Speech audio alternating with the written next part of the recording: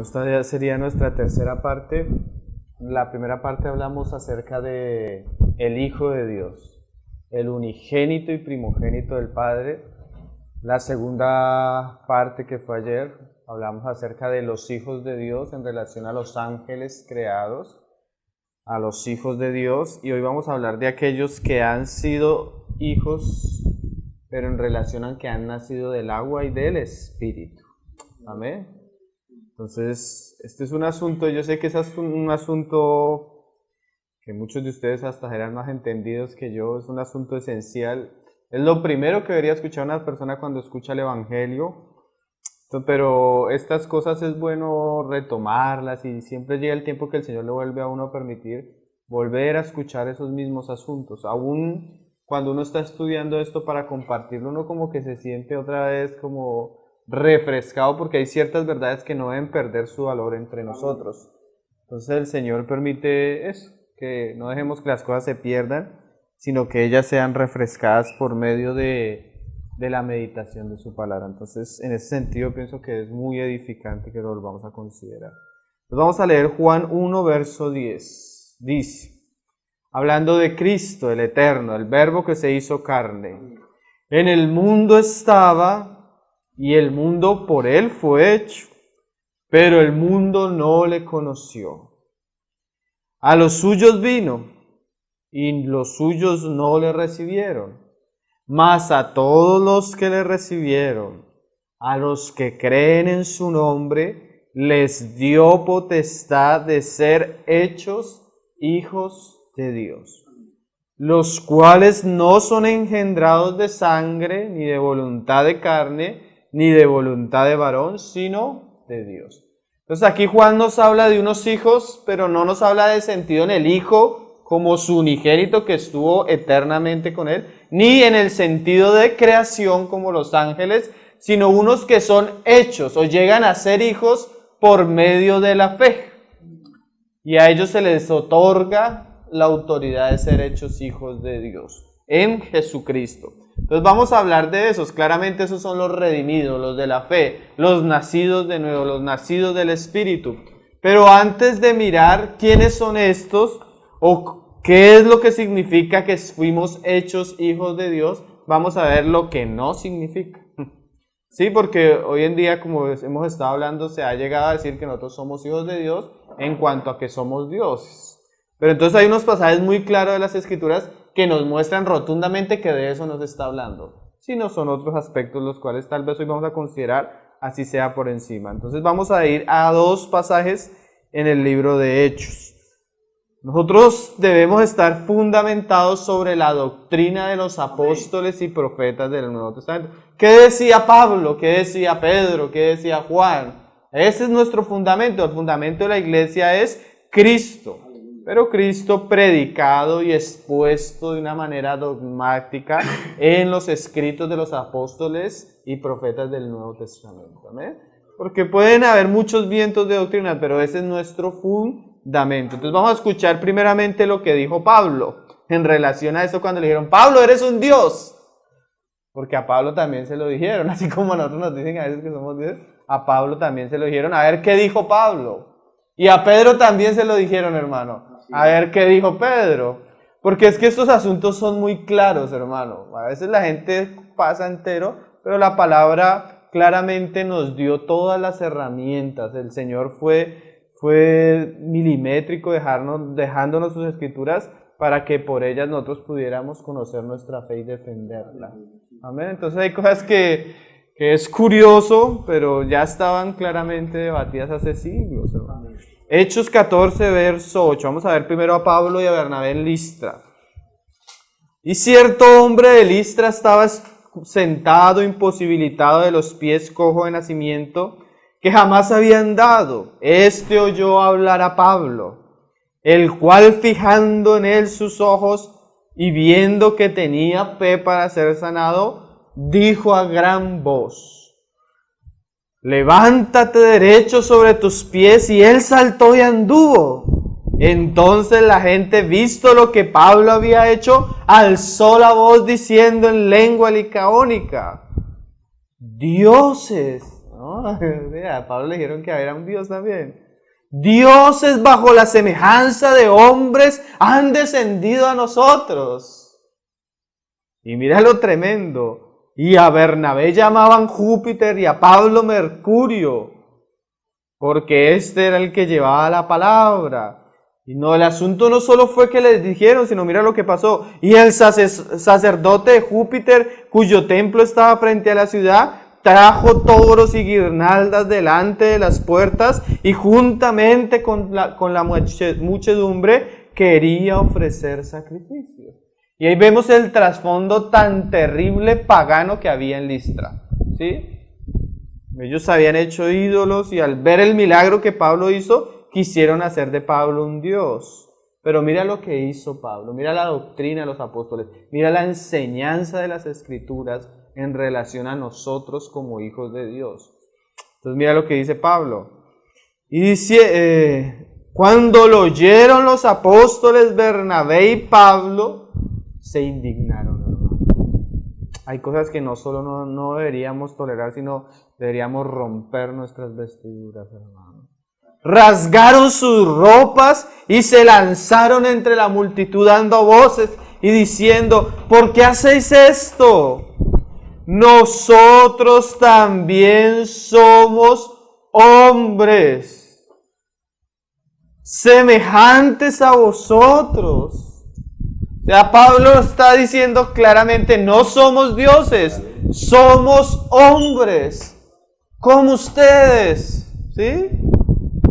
Que os anunciamos, mira lo que dice Pablo, que de estas vanidades os convirtáis al Dios vivo, que hizo el cielo y la tierra, el mar y todo lo que en ellos hay. Y en las edades pasadas ha dejado a todas las gentes andar en sus propios caminos. Si bien no se dejó a sí mismo sin testimonio, haciéndonos bien, dándonos lluvias del cielo y tiempos fructíferos, llenándonos de sustento y alegría en nuestros corazones, y diciendo estas cosas. Oh, pero es que el corazón del hombre es idólatra, hermano. Y tiende a idolatrarse y tiende a idolatrar a otros.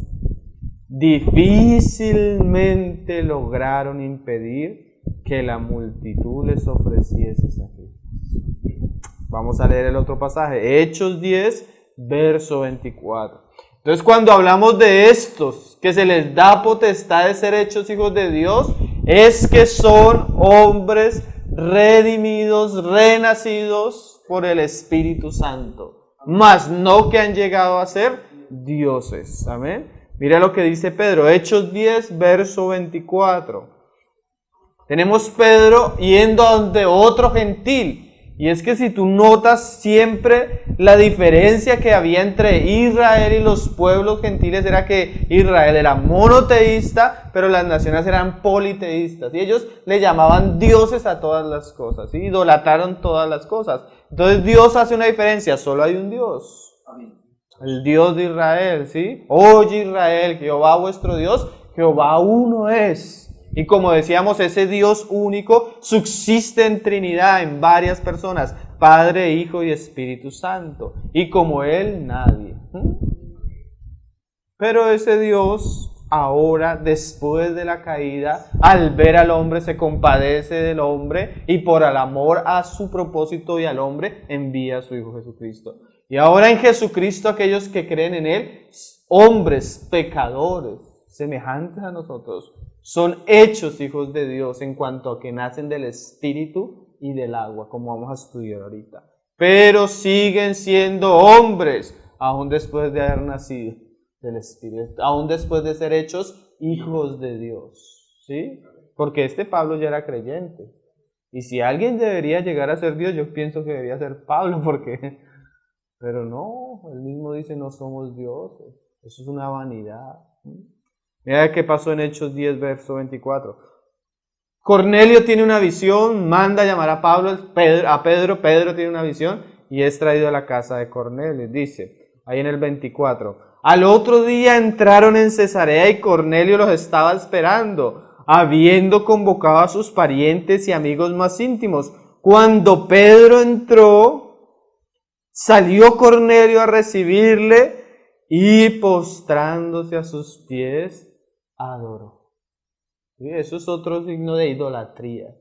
Al Señor tu Dios solo adorarás. Mas Pedro le levantó diciendo, levántate, pues yo mismo también soy hombre. Creo que es muy claro, ¿cierto, hermano? Ni Pedro, ni Pablo, ni ningún otro hombre del Nuevo Testamento se consideró a sí mismo Dios. Eso es una doctrina de la serpiente, hermano. Eso es idolatría pagana, eso es vanidad, ¿sí? Hermano, estos hombres eran hombres pecadores, de los cuales vamos a hablar que son redimidos, fueron lo vil, lo menospreciado, lo peor del mundo. Nosotros hemos sido hechos hijos de Dios, ni siquiera por algo que nosotros hicimos, sino es un acto de gracia. Hombres con pasiones, hombres con debilidades, hombres con problemas, hombres con flaquezas, hombres que estamos luchando para que la gracia de Dios se exprese más puramente en nosotros. Y aunque el Señor llegara a hacer todas las cosas que se ha propuesto hacer con nosotros, siempre seremos hombres. Aún en la gloria, hermano. Hombres glorificados, pero hombres. Y eso hay que tenerlo bien claro. Entonces, sí somos hijos de Dios y ahorita vamos a estudiarlo. ¿Y qué significa? Pero nunca llegaremos a ser dioses porque Dios solo hay uno. Y solo a Él la adoración y solo a Él la gloria. Amén. Entonces ya vimos lo que no somos, pero ahora vamos a ver lo que significa en cuanto a que somos hijos de Dios. Entonces vamos a ir al Evangelio de Juan. Juan 3. Juan 3, el Evangelio de Juan. Este Evangelio en estos asuntos es supremamente claro. Juan 3 desde el verso 1. Entonces, vamos a ver lo que significa ser hechos hijos de Dios. ¿De qué habla? En esencia, porque ahí este asunto nos daría para una serie completa, pero por lo menos lo esencial, lo que significa ser hechos hijos de Dios. Entonces vamos a leer desde el verso 1, Juan 3, verso 1. Dice, había un hombre de los fariseos que se llamaba Nicodemo, un principal entre los judíos. Este vino a Jesús de noche y le dijo, Rabí, sabemos que has venido de Dios como maestro, porque nadie puede hacer estas señales que tú haces si no está Dios con él. O sea, él vino como muy admirado por lo que Cristo estaba haciendo. Pero el Señor le responde, y tú notas que la respuesta del Señor es como bien tajante. Mira lo que le dice el Señor. Respondió Jesús y le dijo, de cierto te digo, que el que no naciere de nuevo no puede ver el reino de Dios. Y ahí comienza el Señor a mostrarnos de qué habla ese ser hechos hijos de Dios. Porque nosotros nacimos un día, hijo de fulanito de tal y hijo de fulanita de tal, nacido por voluntad de varón. Mi papá y mi mamá me trajeron a este mundo. Pero cuando yo nací con una naturaleza corrupta, ¿sí? Una naturaleza contraria a Dios, constituido pecador. Y por causa de esa naturaleza, yo estoy destituido de la gloria de Dios.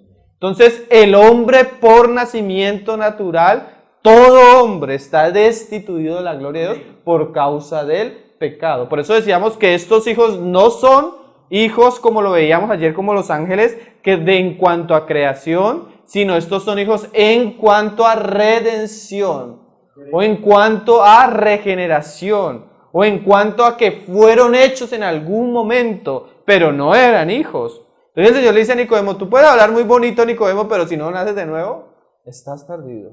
Y eso debemos saberlo. La persona puede ser religiosa o la persona puede ser un borracho perdido en la calle, pero si ninguno de los dos ha nacido de nuevo, está alejado de Dios mismo. Buenas noches. Sí. Entonces mire lo que le sigue diciendo el Señor a Nicodemo.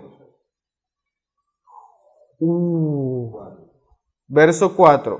Nicodemo le dijo, o sea, Nicodemo no entendió. Y eso es lo que nosotros queremos esta noche, llegar a entender de qué está hablando el Señor. ¿cómo puede un hombre nacer siendo viejo? ¿Puede acaso entrar por segunda vez en el vientre de su madre y nacer? Y así volviera a entrar en el vientre de la madre y nacer, nace siendo igual, ¿verdad? Porque nace de carne y de sangre.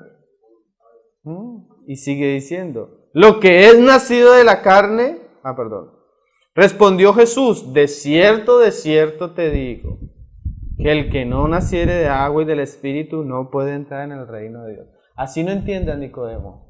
Si no naces de nuevo, no puedes ver las cosas de Dios. No entiendo, ¿cómo así? Así no entiendas. Necesitas nacer de nuevo. Y esa es una gran pregunta. La gran pregunta que todo hombre que le estamos evangelizando, le estamos predicando es esta. ¿Has nacido de nuevo? ¿Has nacido de nuevo? ¿Dios ha venido a morar a tu espíritu? Nicodemo no entendía. Lo que es nacido de la carne, carne es, y lo que es nacido del espíritu, espíritu es. No te maravilles de que dije os es necesario nacer de nuevo. Y ahí en el verso 13, el viento sopla donde quiere y oye su voz, mas ni sabes de dónde viene ni a dónde va. Así es todo aquel que es nacido del espíritu. O sea, el Señor le dice a Nicodemo, tienes que nacer. Y mira lo que dice Nicodemo. Respondió Nicodemo, le dijo, ¿cómo puede hacerse eso? Y esa es una gran pregunta. ¿Cómo el hombre caído, perdido, puede llegar a ser hecho hijo de Dios? Y el Señor la conversación no la deja ahí. Aunque hay una división de capítulos y títulos de Reina Valera, la conversación sigue. Y mira lo que el Señor le sigue diciendo en el verso 13. Juan 3:13. Nadie subió al cielo. O sea que el asunto no fue que nosotros fuimos a algún lugar, sino el que descendió del cielo. El Hijo del Hombre que está en el cielo. Lo que hablábamos en estos días. Él es el primogénito unigénito en cuanto a que estaba con el Padre, pero se encarnó. ¿Sí? Y mira lo que va a decir el Señor. Y como Moisés levantó la serpiente en el desierto, así es necesario que el Hijo del Hombre sea levantado. ¿Se acuerdan de esa imagen en el desierto? Los están picando las serpientes y para que el Señor los sane, el Señor le dice a Moisés, levanta una serpiente de bronce. Y ese levantar habla de la cruz, hermano. La serpiente nos habla del pecado, el mal que estaba destruyendo al hombre. Todos nosotros los hombres nos estaba corrompiendo nuestro pecado y nuestra maldad. Pero Dios lleva a su Hijo en la cruz y lo hace pecado por nosotros. Lleva toda nuestra maldad, toda nuestra culpabilidad, todo lo que nos aleja de Dios, lo lleva en Cristo para que todo aquel que ponga su confianza en la cruz, así como el judío ponía la confianza en la serpiente de bronce, fuera sanado. Así Dios nos muestra que el camino para ser hechos hijos de Dios no es algo de nosotros, sino es que Dios envió a su Hijo murió por nosotros y ahora los que ponen la confianza en el Hijo son hechos hijos. Ahora nuestra salvación, nuestra regeneración, nuestro ser engendrados como hijos de Dios está basado no en lo que nosotros somos, sino en la obra perfecta de Cristo en la cruz. En ese momento, cuando yo pongo toda mi confianza en Cristo, confieso mis pecados, me arrepiento y pongo mi fe en Él, inmediatamente Dios hace algo en mí. O sea, ¿cómo voy a ser hijo? Decía Nicodemo, ¿cómo van a ser de nuevo? Yo te voy a explicar. Necesitas creer en mí en la cruz. Yo necesito ir a la cruz y tú necesitas poner tu confianza en mí. Y mira lo que sigue diciendo. Sigue la conversación.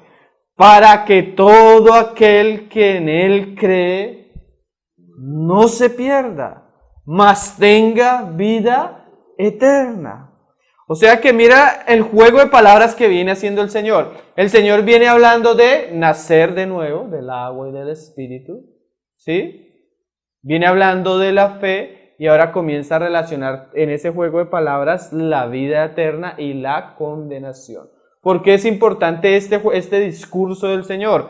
Porque nuestro nacimiento de nuevo, nuestro haber sido hechos hijos de Dios, tiene relación con varias palabras claves. Una de esas palabras claves es vida eterna, salvación, nacimiento de nuevo, justificación, redención, que son palabras siempre asociadas al hecho de que Cristo murió y de que se nos otorgan ciertos beneficios solo por la fe. Por eso es que a veces la gente no confunde hacer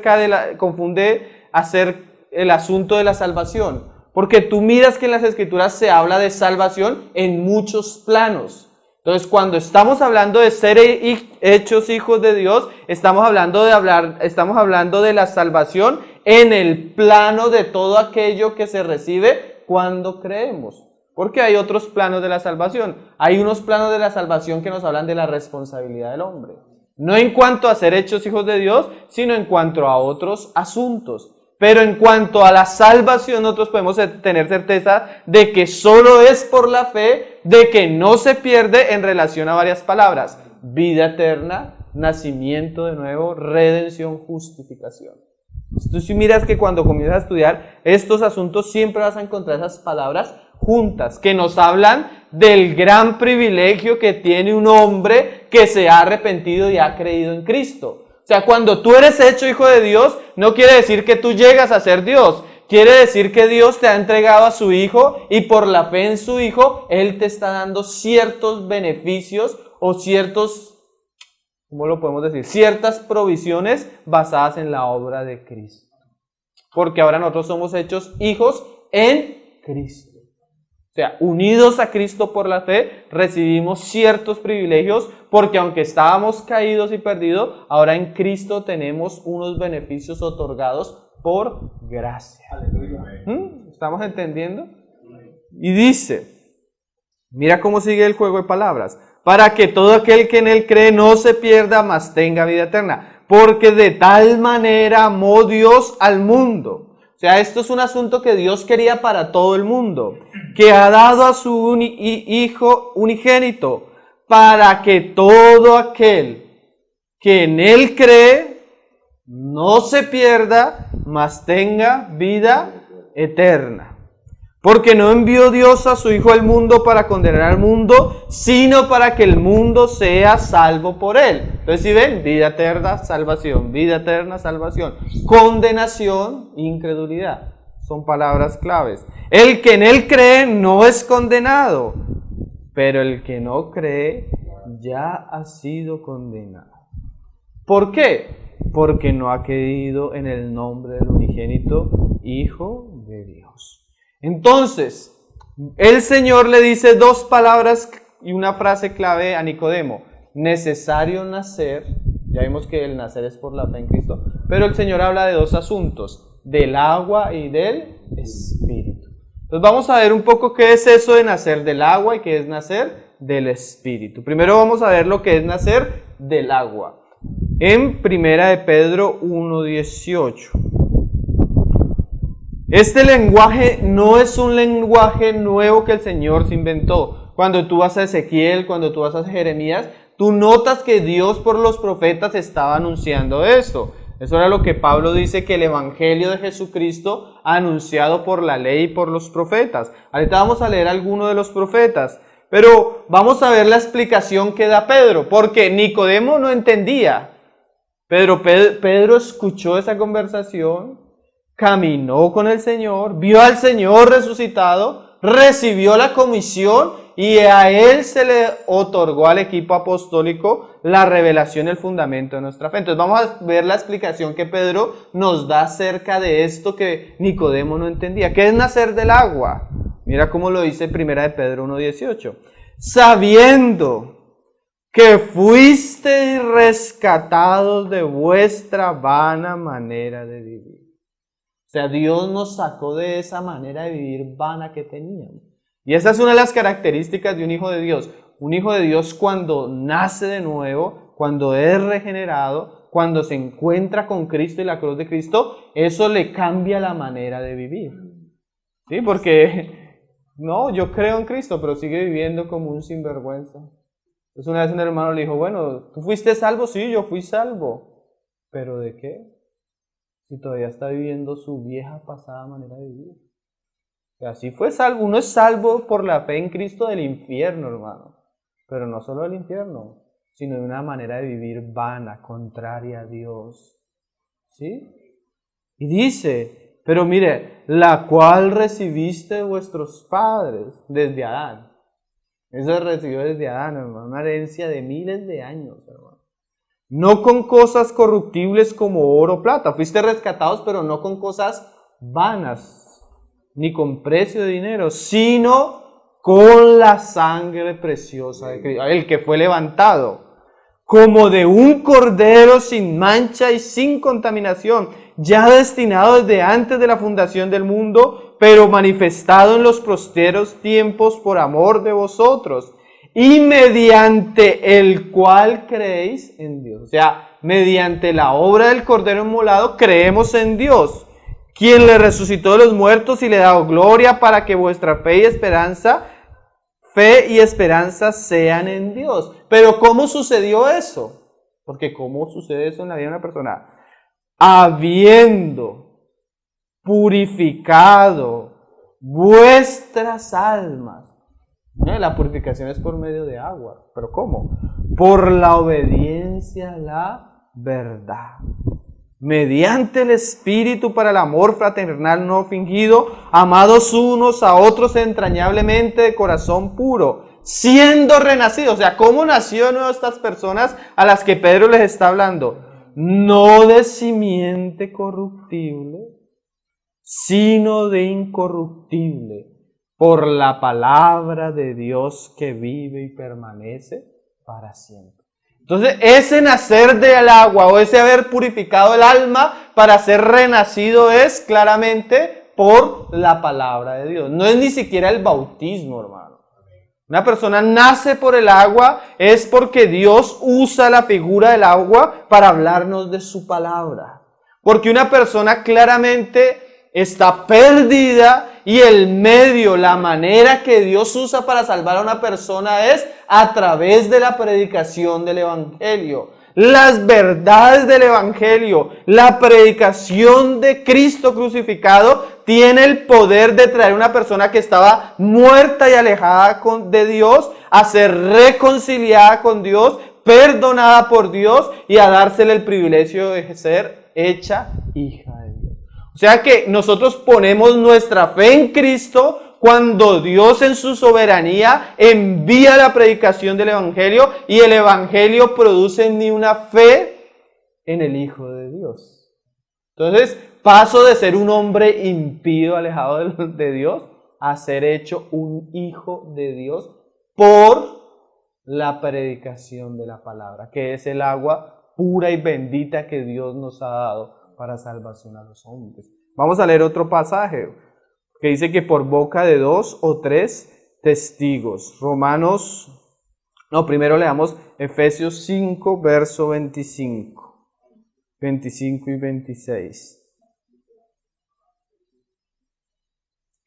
Efesios 5, 25 y 26. Pablo nos va a hacer la comparación del esposo con su esposa, con Cristo y la iglesia. El hombre tiene que amar a su esposa. Y él hace la comparación de cómo Cristo amó a la iglesia. Y muestra cómo Cristo llegó a obtener esa iglesia.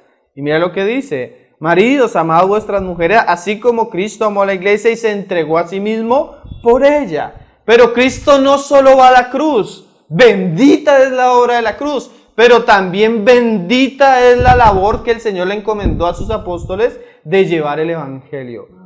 Porque ese Evangelio ha cautivado el corazón nuestro y lo ha llevado a la fe y a la obediencia. Y dice, para santificarla, habiéndola purificado en el lavamiento, ¿sí ven? El agua, del agua por la palabra. De ahí es muy claro, ¿cierto, hermano? Necesitas nacer del agua. ¿Qué es eso, Señor? Necesitas escuchar el Evangelio. Y necesitas arrepentirte y creer en él. Si no, sigue siendo un judío religioso igual, perdido, como un gentil pagano. ¿Sí?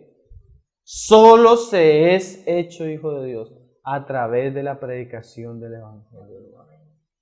¿Sí? Mira cómo lo dice ya claramente Romanos, ahora sí, capítulo 10, verso 3. Pablo hace una gran pregunta. Romanos 10, verso 3. porque, lo tenemos 13, dice, porque todo aquel que invocare el nombre del Señor será salvo. Entonces, si ven, las palabras siempre están ligadas. Salvación, vida eterna, redención. Esas palabras siempre van ligadas porque hablan de la salvación en el plano de la gracia y de la fe, en el plano de ser hechos hijos de Dios. Porque todo aquel que invocare el nombre del Señor será salvo, y así es. Pero Pablo nos hace unas preguntas bien claves. ¿Cómo pues invocarán en aquel en el cual no han creído? O sea que una persona no puede invocar en el nombre del Señor si ella no ha tenido convicción. Pero ¿cómo viene la convicción? Porque a veces uno se encuentra una persona que está pasando una prueba y uno le dice, oye, pero cree en el Señor. Y la persona te dice, pero es que no puedo. Y tú, pero cree. Y dice, pero es que no puedo. ¿Se no le ha pasado? Es que yo quiero creer, pero no puedo. ¿Por qué no puede creer? Porque no ha sido redargüida por la verdad del Evangelio. Yo no necesito decirle a una persona crea. Yo necesito decirle a una persona, mira, Cristo hizo esto. Y Cristo hizo esto, y Cristo hizo esto, y Cristo hizo esto. Y Cristo hizo esto, y así pasar, si es necesario pasar, muchos días mostrándole lo que hizo Cristo. Llegará el momento que ella delante de Dios, por haber escuchado el Evangelio, va a ser responsable. Entonces dice Pablo, ¿y cómo pues invocarán en aquel que no han creído? Y mira el asunto tan serio, no acaba ahí. ¿Y cómo creerán en aquel de quien no han oído? ¿Y cómo irán sin haber quien les predique? ¿Y cómo predicarán si no fueren enviados? Como está escrito, cuán hermosos son los pies de los que anuncian la paz, de los que anuncian buenas nuevas. Mas no todos obedecieron al Evangelio, pues Isaías dice, Señor, ¿quién ha creído a nuestro anuncio? Así que la fe es por el oír. ¿Y el oír qué? Por la palabra de Dios. Entonces, claramente estos pasajes nos muestran qué era lo que el Señor le estaba hablando a Nicodemo. Nicodemo, necesitas escuchar el Evangelio. Porque ese Evangelio tiene la capacidad de traer convicción y de producir algo en la persona, que es el nacimiento de nuevo. Como decía Pedro, de ser renacido, de ser hecho hijos de Dios. Y ahora nacidos del Espíritu. Curiosamente el Señor, aunque es un asunto que está ligado, el Señor nos quiso mostrar los dos aspectos. Porque cuando se predica el Evangelio es espíritu, la palabra de Dios es espíritu y es vida. Pero ¿por qué el Señor los separa de el agua y del espíritu? Porque el Señor quería enfatizar lo que produce la palabra en el interior de la persona, que es nacer del espíritu. ¿Sí? Entonces vamos a ver un pasaje en Ezequiel, que ahí también se nos habla del agua, pero se nos enfatiza también especialmente del nacer en el Espíritu, que es el mismo asunto, solo que el Señor lo profundiza para aclararnos varias cosas, que es importante que lo sepamos. Nosotros somos nacidos del agua, o sea, por el Evangelio, y por el Espíritu, en el sentido que el Evangelio produce algo en nuestro interior. Entonces, Ezequiel 26, 36, verso 25. Mira cómo dice el profeta. Dice, estos pasajes tú ves que hebreos, tú ves que varios autores los usan para hablarnos del nuevo pacto. Y ese es el asunto. Mira lo que dice Ezequiel. Dice, esparciré sobre vosotros agua limpia.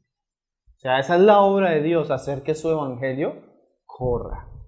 Y seréis limpiados de todas vuestras inmundicias, y de todos vuestros ídolos os limpiaré. Y mira esta frase. Os daré corazón nuevo y pondré espíritu nuevo de entre vosotros. Eso es nacer del espíritu. Que cuando una persona viene el agua, primero lo que hace el evangelio es una cosa. Quita primero que todo la inmundicia. O sea, lo primero que produce el evangelio es perdón de pecados. ¿Sí? Cuando el evangelio viene y la persona cree en el evangelio, se arrepiente y confiesa sus pecados y es perdonada. Pero inmediatamente algo está sucediendo dentro de la persona, que ella no sabe ni de dónde viene ni a dónde va, pero algo está sucediendo. ¿Qué es lo que está sucediendo? Dios le está dando vida a nuestro espíritu. que estaba muerto. Porque el espíritu es la parte del hombre. Nosotros los hombres fuimos creados tripartitos, espíritu, alma y cuerpo. El cuerpo es el barro. ¿Sí? ¿Se acuerdan de Génesis? Entonces cuando el Dios hace el moldecito, el muñequito, sopla alientos de vida. Y el espíritu al venir y al unirse con el cuerpo, surge el alma. El hombre es un ser viviente, un alma viviente. Entonces, tenemos al hombre espíritu, alma y cuerpo, pero cuando tú miras las funciones del ser del hombre, el cuerpo es lo que tiene contacto con la realidad exterior. ¿Sí? Yo tengo contacto con mi cuerpo, con toda la realidad exterior. Yo tengo contacto con mi alma, con toda mi realidad personal, mi voluntad, mis emociones, mis sentimientos. Y el espíritu fue la parte que Dios creó para tener contacto con la realidad de Dios, con el mundo espiritual, especialmente con Dios mismo, para poder conocer la voluntad de Dios, para poder entender cuando Dios le estaba diciendo algo, prohibiendo algo, la conciencia, cuando Dios estaba aprobando o reprobando algo en nosotros, y para que yo pudiera tener una relación con Dios. Entonces, cuando el hombre peca, el Señor le dice, ciertamente moriréis, la primera parte que es desconectada de su función vital es nuestro espíritu. Pero con el tiempo nuestro cuerpo también cae en un estado de muerte y el alma también va a un lugar de tormento por causa del pecado. Entonces lo primero que murió fue el espíritu. Entonces lo que Dios necesita restaurar en el hombre es ¿qué? El espíritu muerto. ¿Sí? Porque a través de la obra interior de Dios en el hombre, Él va a comenzar un proceso en el cual va a restaurar todo el ser del hombre. Pero en cuanto a la salvación, cuando yo creo en el Señor, lo primero que Dios hace cuando me hace hijo de Dios es que su espíritu viene a morar en mí a través de la predicación del evangelio por la fe en Cristo. Yo sé que ustedes, yo sé que entienden más que yo. Yo a veces que explicándoles y veo que ustedes están mal. Pero esto es bueno volverlo a recordar, hermano, volverlo a tenerlo presente. Y dice, os daré un corazón nuevo y pondré espíritu nuevo dentro de vosotros. Y quitaré de vuestra carne el corazón de piedra y os daré un corazón de carne. O sea que el nuevo pacto, la salvación, la obra de regeneración en el corazón y en el espíritu del hombre es la característica de los hijos de Dios. Y en ese sentido somos hijos de Dios. Entonces, hasta lo que hemos visto, ¿qué es ser hecho hijo de Dios? Es una persona que a pesar de lo que es como hombre, ha sido perdonada. Es una persona que a pesar de que está perdida, ahora tiene salvación y vida eterna. Es una persona que antes tenía un corazón de piedra duro y ahora se vuelve sensible para con Dios. Porque eso habla del corazón de carne. Tú tienes una pared de piedra. Tú le puedes pegar y hacer lo que sea y ella no siente. Pero si tú te haces en tu carne así, tú sientes. ¿Qué fue lo que Dios hizo? Cambió tu corazón. Antes éramos duros, pero en el momento que creímos en Cristo, Él vino a morar a nosotros por su Espíritu y nos volvimos sensibles a Dios. Antes nos hablaban de la palabra y ni nos gustaba, cuando después creímos un versículo y nos ponía a llorar. Antes blasfemamos de Cristo y ahora cada vez que lo meditamos en la cruz de Él, algo por dentro se nos retuerce. Sí. Yo me acuerdo que yo no podía llorar en el mundo, hermano. Pero cuando me convertí me la pasaba llorando, hermano. Me volví sensible, hermano. ¿Y eso fue qué? Que Dios nos hizo hijos. Qué precioso, ¿no? Que es bien diferente de lo que se está diciendo hoy en día. Y dice, y pondré dentro de vosotros mi espíritu. Y no solo eso, mira lo que hace el espíritu entre nosotros. Y haré que andéis en mis estatutos y guardéis mis preceptos y los pongáis por obra. ¿Por qué? Porque el antiguo pacto tenía la ley de Dios escrita en piedras, ¿sí? Pero eso no funcionó. El Señor dice, bueno, ahora ya no voy a escribir mi ley en piedra, la voy a escribir en vuestros corazones. Mira, el hombre estaba perdido y no, aunque quería, su naturaleza lo traicionaba. Y aún la ley de Dios que era para llevarlo a obedecer a Dios, lo volvía más pecador. ¿Sí? no hagas esto. Y como que el hombre quería hacerlo más, porque eso hacía la ley. Entonces ahora el Señor dice, ahora yo voy a poner mi espíritu y haré. O sea que ahora Dios por su espíritu nos da la capacidad, el deseo, el anhelo y la capacidad de poder obedecerle y guardar sus mandamientos. ¡Qué precioso! Eso es nacer del Espíritu y está relacionado con el agua. Vamos a ver otro pasaje donde se aclara en el Nuevo Testamento, Efesios 1, verso 13. Pablo está hablando del propósito eterno de Dios y le habla a los Efesios en el verso 13. Dice, en Él, en Cristo, también vosotros, y ahí mire tenemos el agua, habiendo oído la palabra de verdad, ¿sí? El evangelio de vuestra salvación. Ese es el nacimiento del agua. Y habiendo, 1.13, y habiendo creído en él, y ahora va el nacimiento del Espíritu, fuisteis sellados con el Espíritu Santo de la promesa. Entonces, ¿sí? ¿Cuál promesa? Las que habían hecho los profetas. Entonces, habiendo oído el evangelio de la verdad, el nacer del agua, y habiendo creído en él, fuiste sellados con el Espíritu, nacer del Espíritu. Romanos 8, verso 9, también nos lo aclara. Porque si una persona ha creído en el evangelio y en la verdad, ella ha sido salva y ella ha sido renacida de nuevo. Pero eso quiere decir que ella ha nacido del Espíritu, que tiene el Espíritu. Porque si no tiene el Espíritu es que no ha creído, no es de Cristo. Es necesario que esto suceda en una persona. Romanos 8, verso 9 dice, mas vosotros no vivís según la carne, sino según el Espíritu. Si es que el Espíritu de Dios mora en vosotros.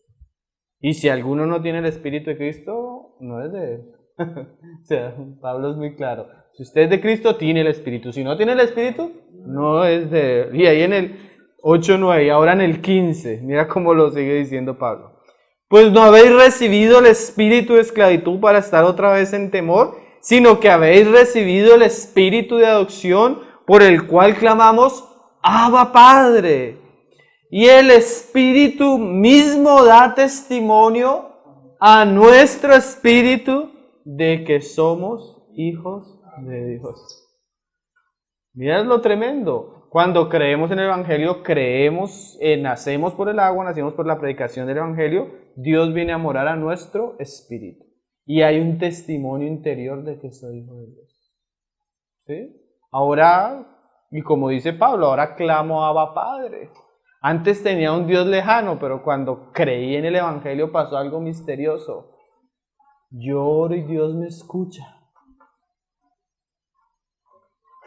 ¿A usted no le pasaba? Dios era lejano. Ahora yo oro y Dios me escucha, es mi papá. Y no solo me escucha, hermano, me responde. Qué cosa maravillosa, hermano. Comienza a haber un vínculo, porque eso también nos habla del nacer de nuevo, de ser hechos hijos de Dios. Comenzamos a tener un relacionamiento con Dios como Padre.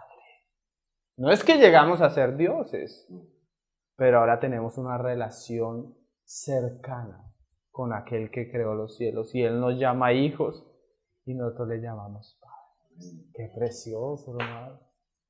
¿A usted no le da alegría escuchar eso, hermano? Oh, y a veces se nos olvida. Nosotros a veces somos siervos del Señor, somos siervos del Señor, pero se nos olvida que somos hijos también. Qué cosas, ¿no? Hermano, hay que hacer diferencia, como el problema, y estamos tratando estos asuntos por los conflictos y las falsas doctrinas que hay. Vamos a leer un pasaje en 2 de Pedro 1:3, para hacer un poco de diferencia de lo que hemos venido hablando, para no perder la secuencia con lo que se dijo el primer día especialmente.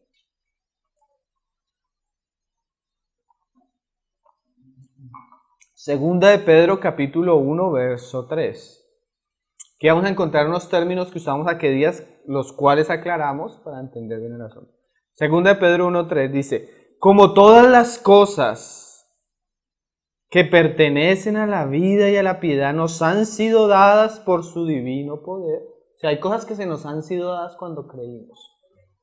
Mediante, ¿cómo fue el medio? El conocimiento de aquel que nos llamó por su gloria y excelencia, o sea, la revelación de Cristo y su obra, por medio de las cuales nos ha dado preciosísimas y grandísimas promesas, para que por ellas llegaseis a ser participantes de la naturaleza divina. Y ahí tenemos que hacer el paréntesis, porque esos pasajes a veces se usan y se... Entonces nosotros decíamos a qué día, ¿se acuerdan? Que en Dios, en el ser de Dios, hay dos cosas que en teología se han definido. Una cosa es esencia y otra es naturaleza. Esencia de los atributos no comunicables de Dios, lo que compone el ser de Dios que lo diferencia de la creación. Dios es todopoderoso, Dios es eterno, Dios es omnisciente, omnipresente, Dios es inmutable. Eso es la esencia de Dios. Y Dios eso no lo comparte con nadie, hermano. Eso es solo Él. Porque si alguna criatura llegara a hacer eso, entonces el Dios que nosotros tenemos no es Dios. ¿Por qué? Porque Dios nunca llegó a ser, Él siempre fue. ¿Sí me hice entender? Es como un juego de palabras, pero es muy clave. Entonces, está la esencia de Dios, pero también está la naturaleza de Dios. ¿Qué es la naturaleza de Dios? Los atributos comunicables, su personalidad, su carácter, su aspecto moral. ¿Qué es eso? Dios es justo, Dios es amoroso, Dios es misericordioso, Dios es bondadoso, Dios es fiel, Dios es bueno.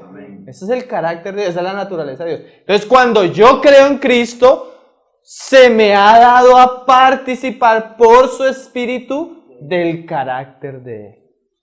¿Qué quiere decir eso?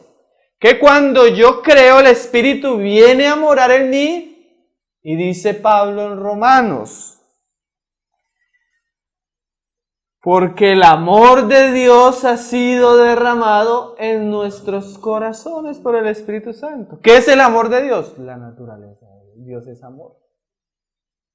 Y Él me ha dado a participar de lo que Él es. No que yo llegue a ser como Dios, pero en cuanto a su carácter moral, Dios quiere que yo ame. Y Él sabe que el amor no es mío. Por eso Juan decía, amémonos. Pero el amor no es de nosotros, porque el amor es de Dios. Pero ahora se me ha dado a conocer ese amor por su Espíritu Santo. Entonces, otro aspecto de ser hechos hijos de Dios es que Dios nos ha dado el privilegio de ahora ser vasos en los cuales Él se quiere expandir o darse. Pero no quiere decir que yo llegue a ser con Dios en el aspecto de que yo llegue a ser divino, sino que yo llegue a parecerme a Dios en cuanto a su carácter. O sea que Dios, cuando ve un hijo, Él espera, porque le ha dado su espíritu, de que ese hijo sea como Él es. No porque el hijo sea mejor, sino porque el hijo ahora tiene la simiente de Dios. Y cuando tú siembras una semilla de naranjas, ¿tú qué esperas que dé la naranja? Naranjas. Entonces, si Dios nos ha dado su espíritu, ¿qué espera? Que nosotros demos fruto del espíritu. No que yo produzca algo del espíritu, sino que lo que Él me ha dado produzca en nosotros. Pero esa aclaración es bien importante, pues por lo que venimos hablando, ¿no? En cambio, el Hijo de Dios sí participa de la hipóstasis, de la esencia de Dios divino, ¿no? Eso es bien diferente. Hay dos clases de hombres, hermano. Los hombres que son nacidos de nuevo, los hombres que tienen vida eterna, los hombres que son salvos y los que se pierden. Vamos a hablar un poco de eso. Segunda de Tesalonicenses 1, verso 7. 1, verso 7. Para entender un poco, vamos a hacer la diferencia entre los que se salvan y los que se pierden, un poco para entender nuestra salvación y los privilegios que ahora tenemos como hijos. Segunda de Tesalonicenses capítulo 1, verso 7. ¿Por qué, hermanos? Porque cuando yo digo que soy salvo, se me dio la potestad de ser hecho hijo de Dios. Pero eso tiene unas implicaciones preciosísimas y grandísimas. No es que llegamos a ser dioses, pero el asunto es bien valioso. ¿Sí? Es un regalo que nunca nosotros hubiéramos podido comprar con dinero o con oro o con plata. Es un asunto que se pagó con un alto precio, que se recibe por gracia, pero que le costó la vida a nuestro Señor Jesucristo. O sea que es una salvación por gracia, pero no barata. Le costó la propia vida a nuestro Señor Jesús. Segunda de Tesalonicenses 1:7 dice, y a vosotros que sois atribulados, daros reposo con nosotros, cuando se manifieste el Señor Jesús desde el cielo con los ángeles de su poder, en llama de fuego, para dar retribución a los que no conocieron a Dios. O sea que cuando el Señor venga, a uno les va a dar reposo y a otros darles, ¿qué? Retribución. ¿Y por qué no conocen a Dios? Ni obedecen al Evangelio de nuestro Señor Jesucristo. Entonces hemos dicho que todos los que son nacidos de nuevo es por la fe, pero hay algunos que no quisieron creer. A los suyos vino, pero los suyos no lo recibieron. A los que le recibieron son hechos hijos, pero a los que no recibieron no son hijos. Y tienen unas consecuencias por no haber recibido, como decíamos en Juan 3. Y mira lo que dice acá. Ni obedecen, los cuales sufrirán pena de eterna perdición. Y si yo creo, hermano, que los que no creen tienen eterna perdición, yo puedo creer con toda certeza que los que creen tienen eterna salvación. Porque en cuanto al plano de ser hechos hijos de Dios y a la salvación es una obra exclusiva de Cristo, otorgada de una vez y para siempre. Y en este plano el creyente no pierde la salvación, y ahorita lo vamos a leer. Que eso es bueno que el creyente tenga esa certeza. Sí. Porque es la certeza que Cristo le dio a los que creían en Él. Si ustedes creen en mí, de cierto os digo que tendréis vida eterna y no perecerán jamás. A mí eso me lo dijo Cristo. Y yo tengo que creer lo que dijo Cristo. Y dice, excluidos de la presencia del Señor y de la gloria de su poder cuando venga en aquel día para ser glorificado en sus santos y ser admirado en todos los que creyeron. Entonces tenemos los que creyeron y los que no creyeron. Juan 3, verso 36, lo aclara de una manera, en un solo versículo nos lo dice plenamente. Juan, el Evangelio 3, verso 36. Y es que en estos asuntos sí que es bueno ir por todas las escrituras, hermano. Sí que es bueno verlo en la palabra. Dice, 3:36, el que cree en el Hijo tiene vida eterna. Pero el que rehúsa creer en el Hijo, ni la verá. No verá la vida, sino que la ira de Dios está sobre él. ¿Cómo? Como lo dice Pablo, eterna perdición, excluidos de la presencia de Dios. ¿Por qué? Porque unos creyeron y otros ¿qué? Rechazaron. Entonces, como dijo, tengo vida eterna. Juan 6:38 lo vuelve a afirmar el Señor. Vamos a leer varios pasajes en el Evangelio de Juan. Juan 6:38. Dice, porque he descendido del cielo no para hacer mi voluntad, sino la voluntad del que me envió. Y esta es la voluntad del Padre el que me envió, que de todo lo que me diere, ¿de qué está hablando? De los hombres. No pierda yo nada. O sea que el Señor vino a hacer la voluntad del Padre, y la voluntad del Padre es que los que le dé, ninguno se pierda. Y mira que ahí en ninguna de estas partes lo único que el hombre participa es en creer, sino que lo resucite en el día postrero. Y esta es la voluntad del que me ha enviado, que todo aquel que ve al Hijo y cree en Él tenga vida eterna, y yo le resucitaré en el día postrero. Y no solo una vez, 2 veces, muchas veces se usa este lenguaje. Mira, Juan 10, verso 27. Leámoslo. Porque si tú notas cuál es la intención del Evangelio de Juan, es esta, hermano. Que los hombres crean y que creyendo tengáis vida eterna. Sí, porque a veces el creyente, y a veces nosotros, yo he escuchado hasta pastores que son sinceros, pero en su sinceridad niegan la verdad del Evangelio. Le dicen, hermano, es que, le dicen a uno, hermano, pero es que si yo le digo a los hermanos que si ellos son salvos por la fe y que su salvación no se pierde, pues entonces los hermanos van a ser descuidados y se van a poner a pecar. Entonces yo no les digo eso para que no pequen, entonces más bien les digo que tengan cuidado porque si no pierden la salvación. Pero mira lo que está diciendo este hombre, para él es más sabio negar la verdad del Evangelio, negar lo que Cristo dijo, para que las personas obedezcan a Dios por temor y no por amor. Mira la diferencia, en cambio Cristo dijo, al que mucho se le perdona, y se le dice, mira, has sido perdonado. Dice las Escrituras que al que mucho le perdona y se le da esa certeza, no sale a pecar. Dice que al que mucho se le perdona, ¿saben qué dice la palabra? Mucho ama. O sea que cuando yo veo que Dios, no importándole todo lo que yo había hecho, se compromete conmigo a través de su Hijo a darme seguridad y salvación, eso debe producir en mí, en vez de irme a pecar, irme en pos de ese Dios y amarle por lo que Él ha hecho.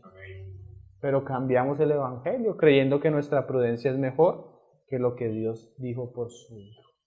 Qué serio, ¿no, hermano? Y dice, Juan 10, verso 27, mis ovejas oyen mi voz, a través del Evangelio, ¿no? Y yo las conozco, y me siguen, y yo les doy vida eterna. Y mira, y el Señor como que para que estén seguros, y no perecerán jamás. Y para que sigan más seguros todavía, ni nadie las arrebatará de mi mano. Oh. Yo a veces me pongo a pensar y le dice al hermanito, pero si pecan esto, se está metiendo en un problema con Dios. ¿Y saben qué dice 1 Corintios capítulo 11? Que Dios al ver el pecado de unos hijos suyos, me los llevo. Los corta prematuramente. Pero ni el pecado, ¿no? Y claro, somos salvos y tenemos seguridad de salvación eterna, solo que los que son hijos, ahorita lo vamos a leer para terminar, son los que son los hijos desobedientes, pues el padre al hijo que ama lo disciplina y lo azota. Yo puedo hacer lo que quiera, pero soy hijo. Y también mi padre, así como yo tengo privilegios como hijo, el padre tiene derechos como padre. ¿Sí? Yo a mi hija le doy todo lo que necesita porque es mi hija, pero no solo le doy, sino cuando necesito corregirla, la corrijo porque es mi hija. Pues no quiere decir que esto sea una excusa para pecar, en ninguna manera, ¿no? Pero tampoco podemos negar lo que el Señor nos prometió. Dice, ni nadie las arrebatará de mi mano. Y mira lo que dice el hijo, mi padre que me las dio es mayor que todos. Y nosotros lo veíamos ayer, Satanás pidiendo permiso para tocar a Pedro. Y el Señor le dice, bueno, tócalo, pero yo lo tengo en mis manos. Y nadie las puede arrebatar de la mano de mi Padre. Juan 8:35 me parece un versículo clave, hermano. Ese debería uno resaltarlo con marcador en su Biblia. Juan 8, verso 35, dice, el esclavo no queda en la casa para siempre. ¿Sí? El hijo sí queda para siempre. Muy claro, ¿cierto? Salvación eterna. El hijo permanece. ¿Por qué? Porque ahora es hijo de Dios. Y una de las cosas que Dios le ha otorgado al hombre que ha creído y que ha sido hecho hijo de él, es que siempre estará con él. Y también una cosa de las que el Señor le asegura al hombre que no cree es que será excluido de su presencia para siempre. ¿En serio? Qué cosa, ¿no? Vamos a terminar con un pasaje en los Salmos, capítulo 89, verso 26. Salmo 89, verso 26.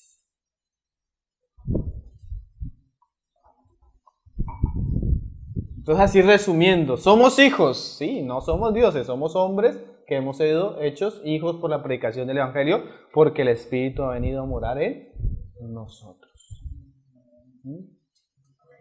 Tenemos vida eterna como hijos, tenemos salvación como hijos, hemos sido perdonados como hijos, somos templos del Espíritu Santo como hijos, fuimos sellados por el Espíritu Santo, tenemos un corazón nuevo por el Espíritu Santo, un espíritu nuevo, y tenemos certeza de nuestra eternidad como hijos. Y todo esto es obra de gracia en Cristo. ¿Sí?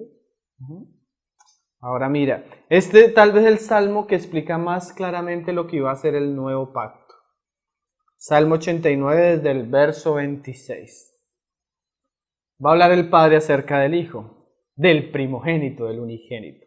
Él me clamará: mi Padre eres tú, mi Dios y la roca de mi salvación.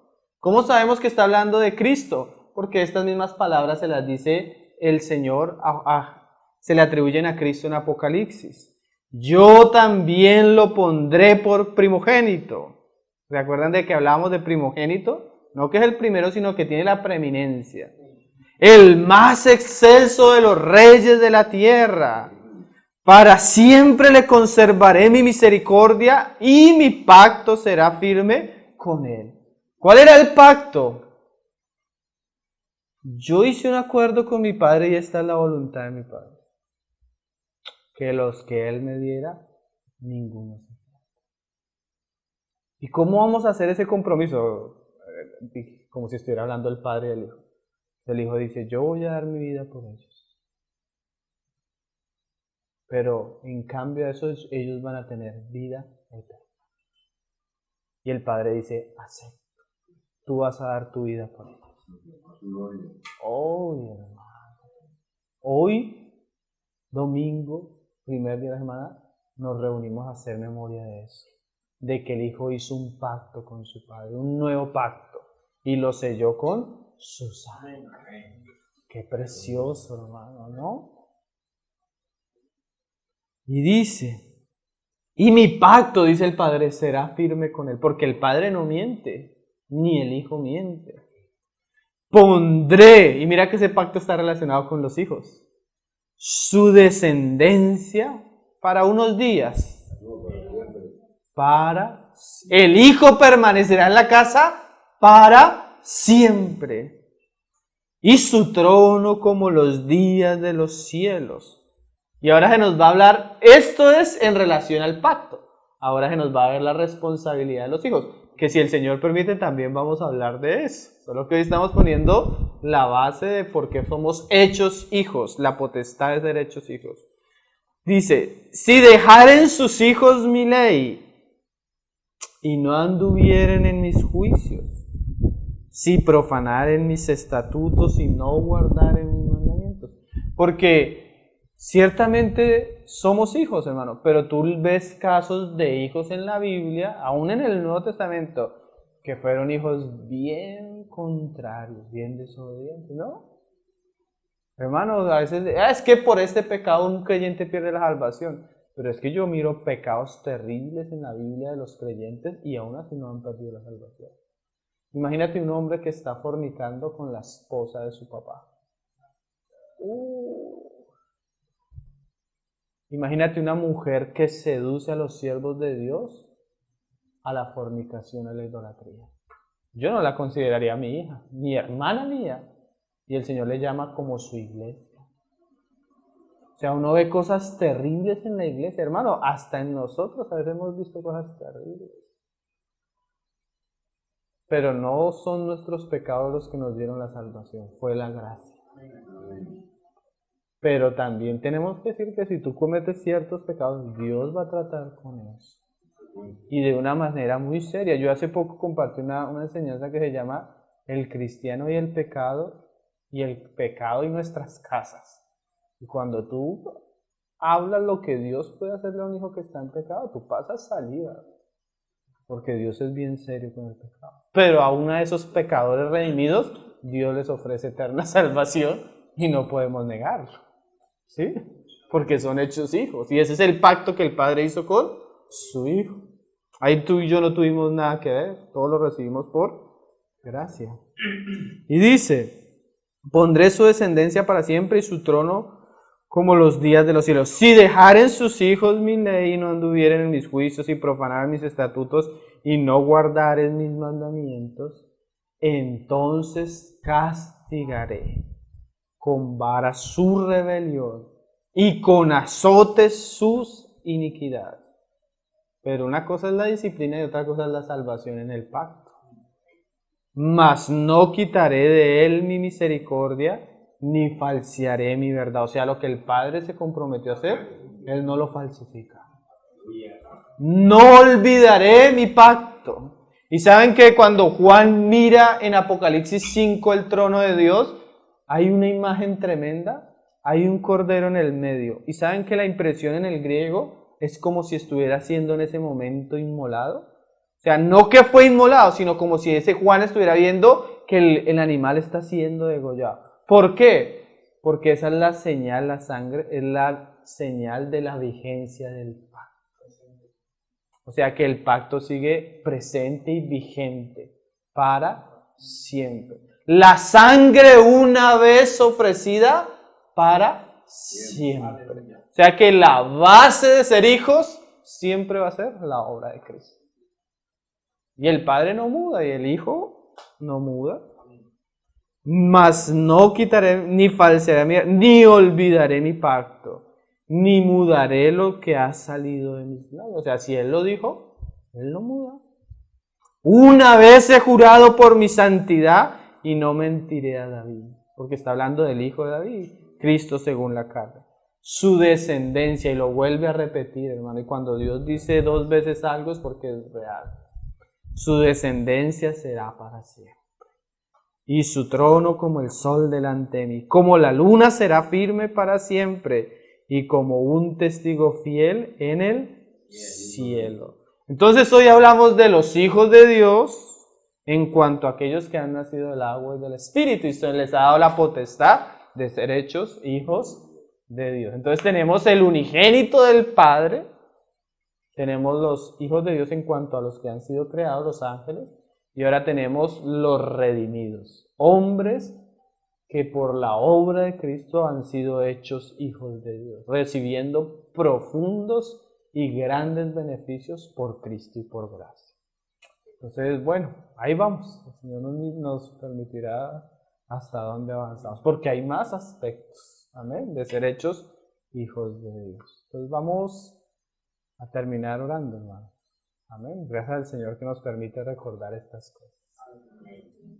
Padre, te damos gracias por tu palabra, Señor. Gracias por la consideración de tu palabra.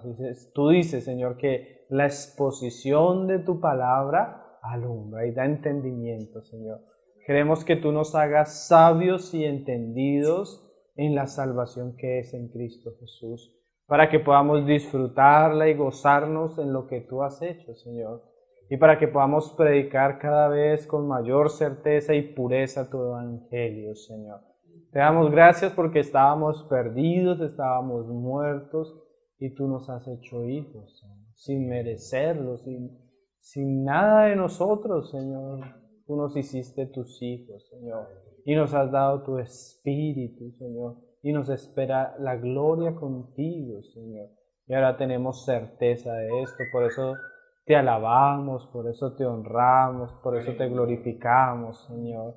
Ayúdanos, Señor, oramos también no solo para que lo que acabamos de considerar, Señor, quede en nosotros, sino que tu palabra corra como un río, Señor, y llegue a todos aquellos que precisan ser aclarados en las verdades de tu evangelio, Señor. Oramos por nuestros hermanos que están siendo engañados, oramos por nuestros hermanos que se han dejado seducir de la sincera fidelidad a ti, Señor, y se han dejado llevar por corrientes, por vientos de doctrina, Señor, para que tú guardes y los vuelvas a la cordura y los vuelvas a ti, Señor, a la verdad de las Escrituras, Señor. Ten misericordia porque tú te compadeces de aquellos que se extravían, de la oveja perdida. Tú dejas la 99, Señor, para ir por la que está perdida. Oramos por aquellos hermanos que están perdidos, Señor, engañados, extraviados, Señor, para que tú los vuelvas a traer a tu casa, Padre. Ten misericordia de ellos y aún de nosotros, guárdanos, Señor, porque el que crea estar firme, mire que no caiga. Ten misericordia de nosotros y de los nuestros, Señor. Te lo pedimos en el nombre de tu Hijo Jesús. Amén, Señor. Glória ao Leão de Judá.